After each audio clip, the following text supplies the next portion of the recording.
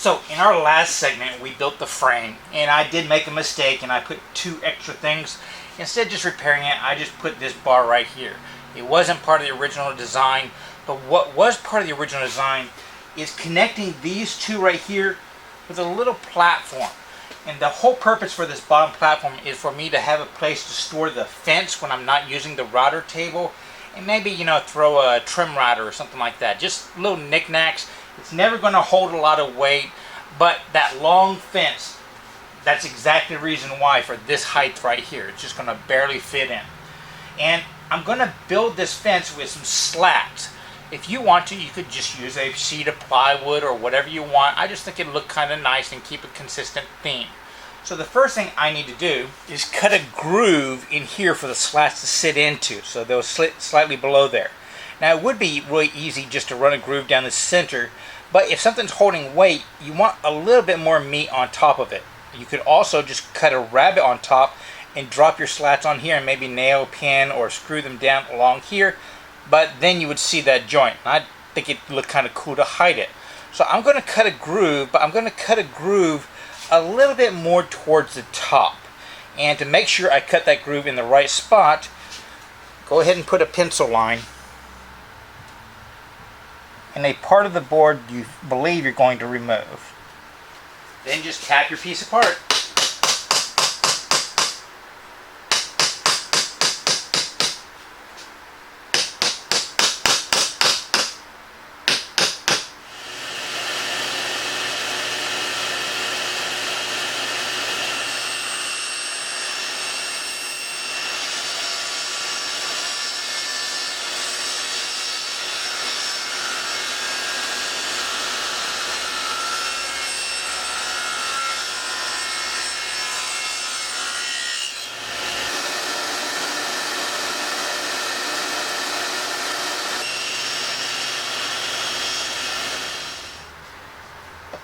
Now I just cut the groove on my table saw, just taking a few passes. It doesn't really matter how smooth the bottom of this is. And you could do the same thing with a router plane, a hand plane, or even a regular router on a straight bit. It doesn't really matter, it's just a groove. Anybody can do it. So now reassemble your bench. So I have another one of my story sticks, and just so happens it fits pretty good in that groove, size-wise. So that's about the thickness we want. So to get the overall length I want, I actually do want this to be pretty accurate. So this comes in maybe 1/4 of an inch. I don't want too much slop in there, so I am going to mark it directly like that, and that is going to be my length. I'm not worried about movement this way, because as I always say, trees are like zombies. Even though they're dead, they still eat, and when a zombie eats, it doesn't get taller, it gets fatter. So you don't have to worry about this distance growing too much. All you have to worry about is this distance growing too much. And it's this point in time we now get to start using up some of that leftover scrap.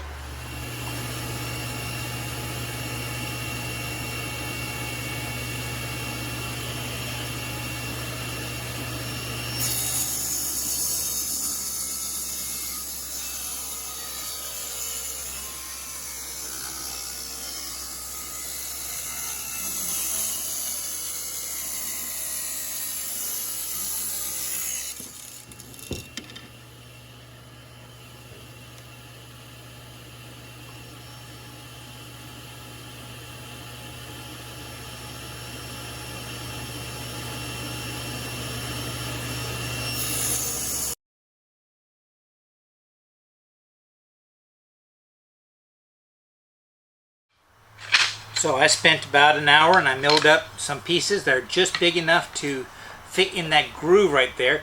And this is all the flat sawn junk stuff that, you know, I didn't want to use elsewhere. You can see the flat sawing, but if you just rip it down, you end up with about 1.5 inches of nice 1/4 sawn homogeneous stuff.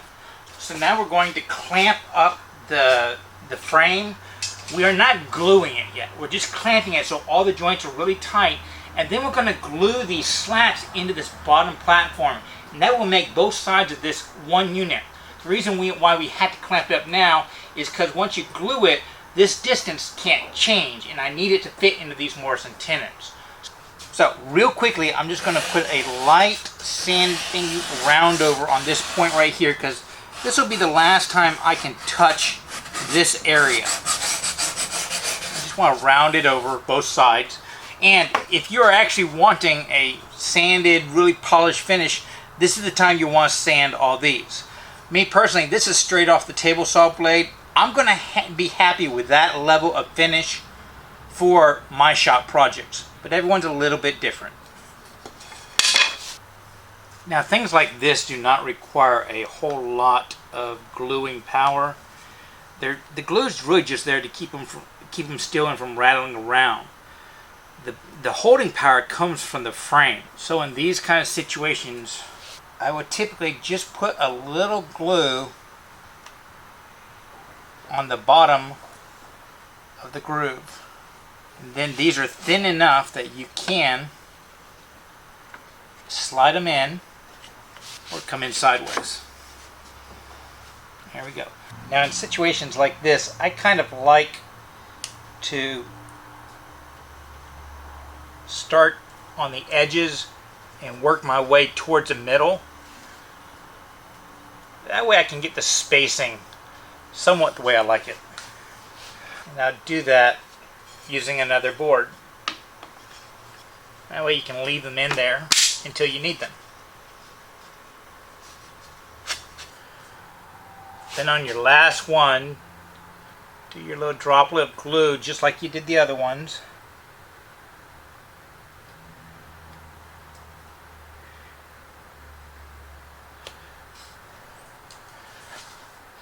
Then take the end of it, somewhat put a bevel on it, round it over a little bit. Okay.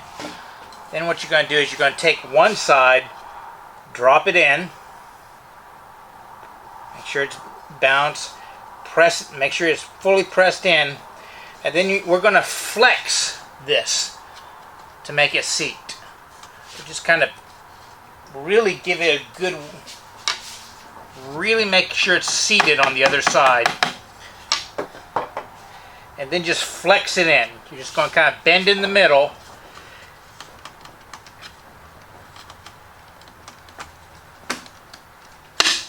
There we go. Position it the way you want, kind of balance it out. That's what's off.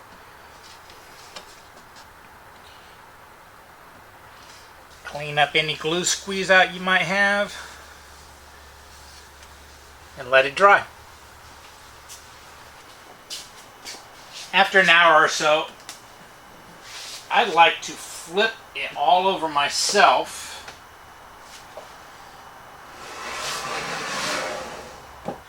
Then drizzle a little bit of CA glue so it'll soak in a little bit.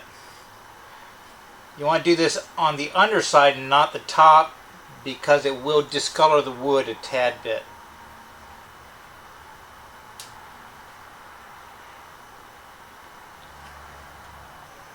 And there we go. A short segment, but a critical segment.